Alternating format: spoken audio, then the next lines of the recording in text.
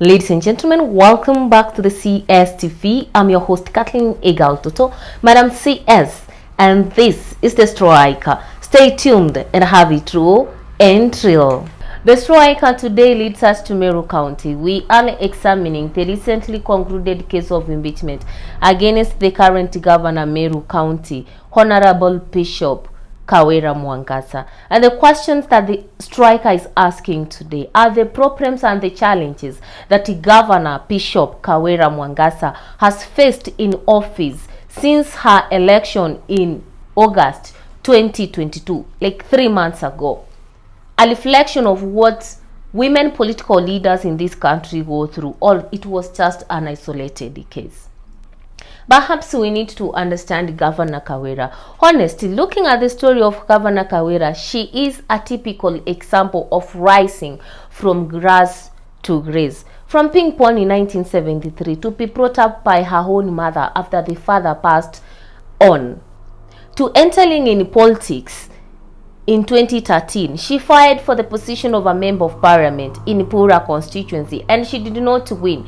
However, she did not give up. In 2017, she ran for the position of a woman representative in Meru County and won.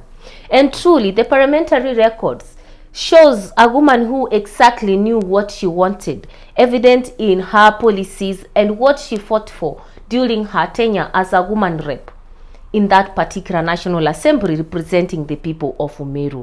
In 2022, Governor Kawira was to surprise so many, defeating so many people who had, party kind of type of funding, running as an independent candidate to win and become the governor of Meru County. It is not something that we should sit down and call that woman a joke. No. Governor Kawira is the type of woman who knows what she wants and how she wants it. But few months after entry into the office was not rosy for Governor Kawira. 67 out of 69 members of County Assembly fought to impeach her. And they had their own allegations or accusations against her. They accused her of nepotism, illegal appointments, pulling other leaders to forceful entry into the Meru County offices. And now somebody could wonder, one of the major points of contestations or one of the major things that Governor Kawira was being fought for was because of the office of the first gentleman, that she has appointed the husband to be a patron of a youth fund or youth organization somewhere there in Meru. And the MCAs felt that that was nepotism. I'm here today to support Governor Kawira and make it very clear that in this particular country, if this is how we are going to read politics, then it is not yet politically independency for the Kenyan woman. And why I'm raising these questions is that why are people finding it difficult to have the position of the first gentleman when we have the offices of the first ladies in all the counties in this particular country? Counties with men governors, the women, the wives to the governors are openly, publicly acknowledged as first ladies of those counties. Why is it becoming now that we have women governors, but their husbands cannot be respected and be treated as the first gentlemen of those counties? What are you trying to tell the world in terms of women leaders and men leaders in this particular country? That when you become a man leader, even your entire family is highly recognized. They are in the public domain. It's so surprising that in some counties you will find that the first lady is actually doing the work that the woman representative is supposed to do. They learn some programs that are very colliding with the programs of the women representative. You find that a woman representative, for example, is busy running programs of sanitary towels and cleanliness and hygiene for the ladies in that particular county. And you find also the first lady is doing the same thing. Then you find that the daughter of the governor is doing something. The son of the governor is doing something. And you realize that in most of these counties, in one way or another, if the daughter is not supplying something, she's working in that county office. If the son is not supplying something in terms of a contract or what, he's doing something in that particular office. And the first lady is acknowledged. Even when governors go to these meetings, you will say that the first lady is here, let her say hi.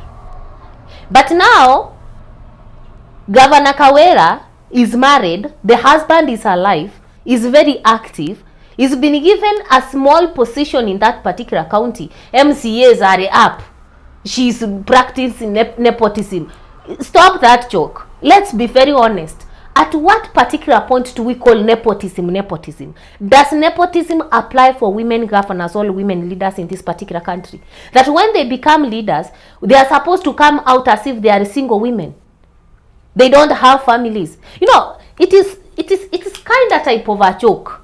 When these women are looking for these positions, look at the way Mother Karua has been fought so badly. People say, oh, she's not married. Who is her husband, etc. A woman in this particular country, when you rise up for a political position, people will be asking, who is the husband? Does she have children? Where is she married? And then now when she has won the position, you want her to behave like she doesn't have a family. For the position of a governor, a married woman, you want her to behave like she doesn't have a husband. So you want like that office that the first ladies in these counties occupy to be left empty because now the woman is the governor and the gentleman cannot enter there. No. Men leaders of this particular country, and I'm very ashamed by the MCAs Meru County. I don't come from Meru, but for me that was a highest case of gender abuse and gender discrimination and gender intimidation being practiced right in our eyes, before our eyes, by the so-called people that are supposed to ensure that there's gender parity in this particular country. Impeaching Governor Kawira because of the husband, because that's the drama. Forget about these other things that you are putting in, that she's rude, she's temperamental. Let's come to think about it, guys. How many times have we seen men political leaders, other nonsenses in their rallies here, in the gatherings here, and they have never been held responsible? We have seen even people who have been appointed as current cabinet secretaries in this country who uttered very profane and very funny utterances in public 2-3 years ago. Today they are in office and nobody raised even questions concerning their conduct in the public. But now you want to tell us that Governor Kawira is temperamental.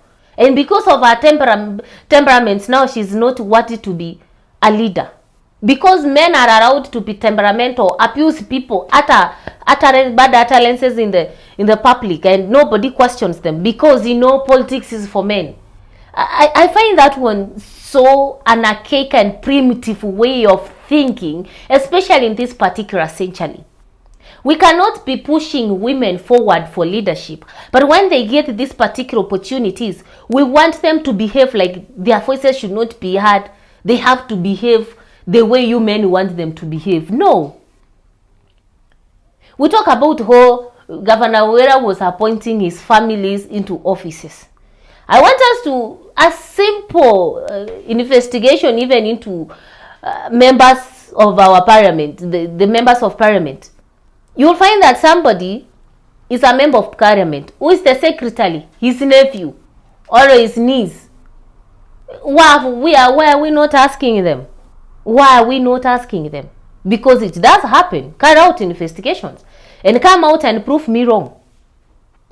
But now today, it's because, Governor Kawira is not the kind of woman that actually the society has gotten used to. She's not the normal woman as per the gender stereotypes in a masculine toxic society where men want to read and the women to be sat on. Because now Governor Kawira, you know, she's married, yeah? And she's a bishop, yeah? And now she's entering into politics. She's not the kind of woman, you know. The kind of energy in Kawira is not the kind of energy that this men MCAs expected from such a woman. It's a shock to them. She's kind of abnormal to them. So you want to fight her because she's challenging the status quo. She's challenging the toxic masculinity that has been laden with politics in this particular country. And I was very much ashamed and disappointed by this group of, I don't know, Meru women professionals. Instead of standing up to support one of your own, you are the first people to say that that woman is very temperamental, let her come out. Women are enemies of their own, and that's why forever women will be crying in this particular country in terms of leadership, and we don't make it. Why? Because when we see one woman as risen in terms of leadership, instead of supporting her, we want her to calm down.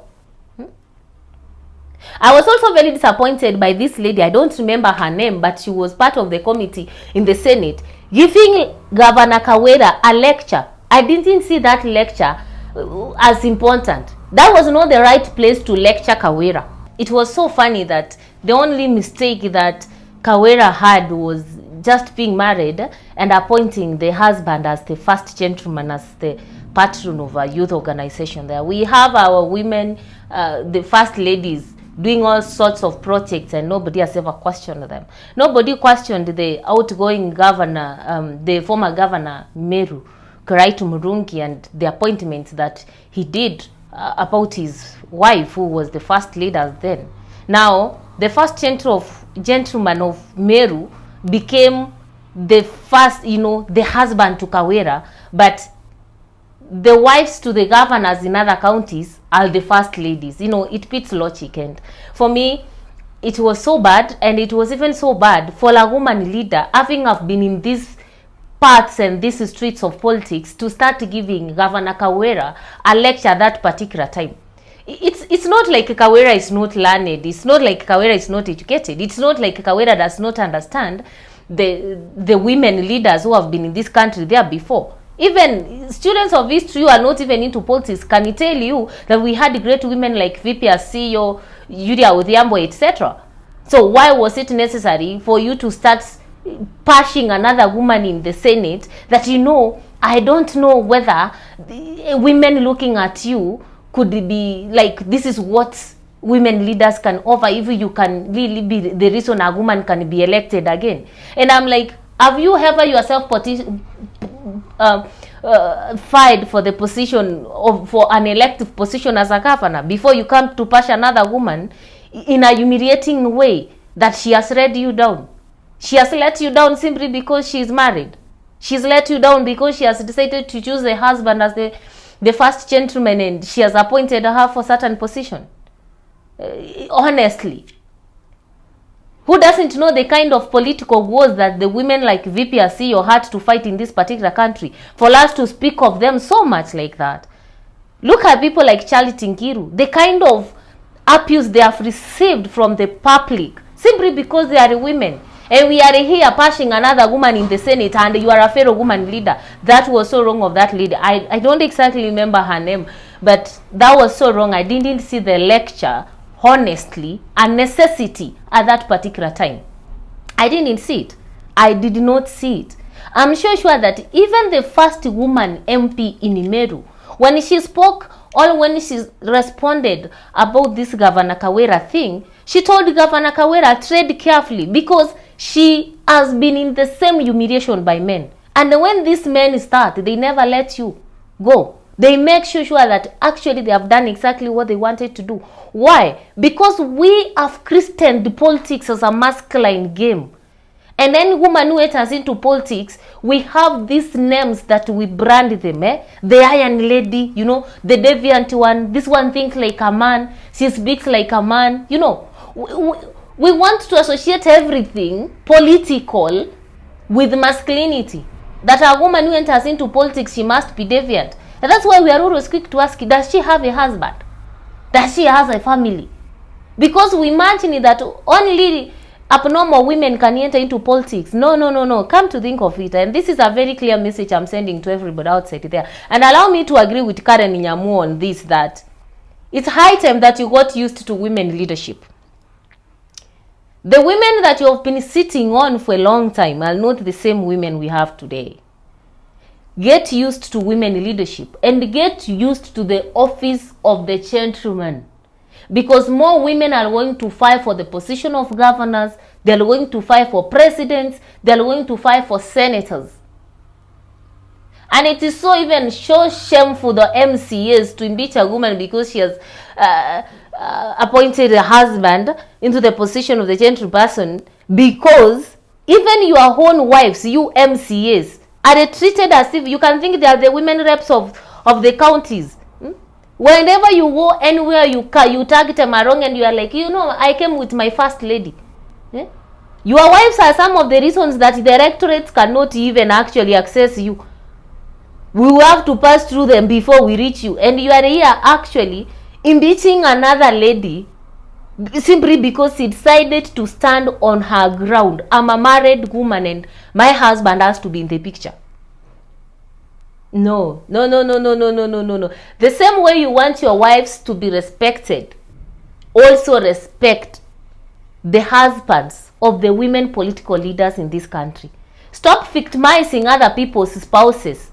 Now you are calling them a product of nepotism. When your own wives, as men governors, as men senators, as men members of parliament, as men MCAs, are enjoying public resources and dignity, and nobody's questioning them.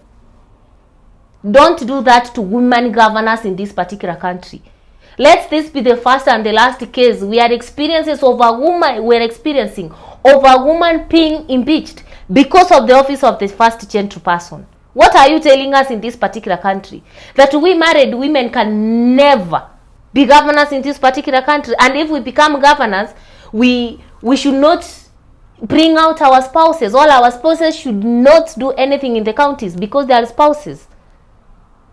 What are you trying to tell us? And I'm very sorry for the people of actually Meru County that they are falling victim of greedy and MCS with toxic masculinity. That for 3 months, these people have not received the service that they were supposed to receive because of some crazy MCAs who want to control and patrol a woman simply because they think a woman cannot make a governor.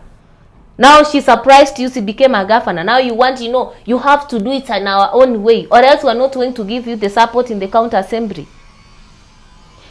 It makes no sense. For the people of Meru, I think next time when you are voting, vote wisely, especially for those positions of the MCAs. Vote people who are objective in their minds, not toxic men and women who just look down upon other people simply because they feel like a woman cannot be able to make a leader. Vote people with vision, not people who want to be given money the way they want, and then when they are denied, they run to the county to impeach a woman because this governor is a woman, she's so temperamental. When women leaders are being trolled and abused online in political gatherings, even by men political leaders, we have not seen anybody stand and say, so and so abused this woman.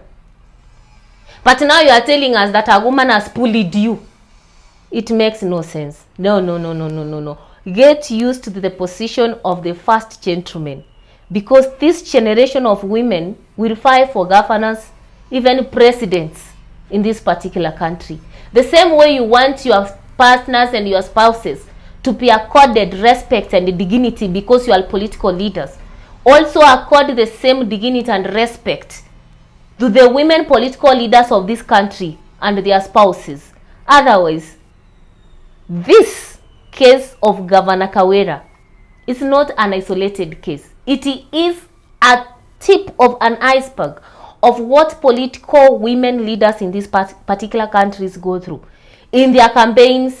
When they are in office, we troll them back left and center. We even start using their body sizes. They cannot even dance.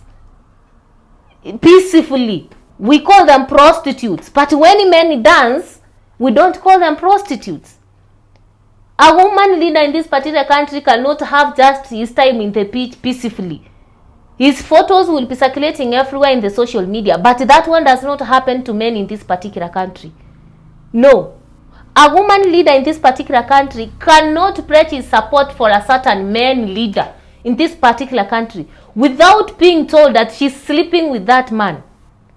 But that one does not happen to the men leaders in this particular country.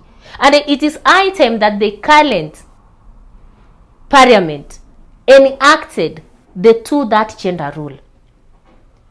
The two previous parliaments failed the Kenyan woman terribly. The same people were telling us about gender rule in 2013, 2014, 2015, 2016, 2017, up to now. They have never passed and enacted the gender rule, yet it is a provision in the Kenyan constitution. So as a Kenyan woman, when you stand to fight against a fellow woman leader, think twice and ask yourself, tomorrow you will be in the same flying pan. Who will come for you? Signing out, Madam CS, the host of CS TV. Keep it raw and real.